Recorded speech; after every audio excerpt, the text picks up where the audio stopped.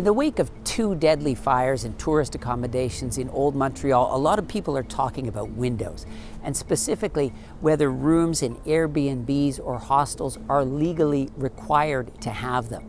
Several online reviews of the hostel that burned last week said rooms either didn't have windows or had windows that didn't open. And one guest that was there the night of the fire told CBC, "No windows, small room, just a bed. I felt like in a shoebox, honestly." Which is weird because the fire department, which inspected that hostel earlier this year and deemed it safe, said this. As far as we know, there were no room without windows in that building.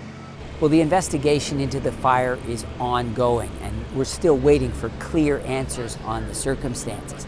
But do those rooms in tourist accommodations need to have windows? Well, the short answer is yes. The requirement is spelled out in Montreal's regulations on sanitation, maintenance, and safety of housing, which say that all habitable spaces, bedrooms essentially, have to have a window. But that requirement is based more on ventilation and natural light than fire safety. The window is not considered as a fire escape, so it doesn't count in the code, building code, for an escape, as a window is not an escape. A former firefighter who's also an expert on fire safety codes across the country said most fire safety codes don't mention windows. They talk more about what are called means of egress, doors, stairwells, fire escapes. A window can be considered a means of egress, but usually only if it's in the basement or on the ground floor. Think of super tall buildings that have windows that don't open.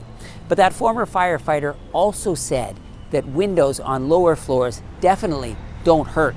The more windows, the more it can facilitate egress, and the easier and safer it makes firefighters' jobs. It's a lot easier to rescue somebody from a window than have to go into a building and venture into a building to seek someone out. The opposition at Montreal City Hall says any investigations into the fires should look at whether buildings in Old Montreal that have been repurposed as accommodations have windows that are appropriate.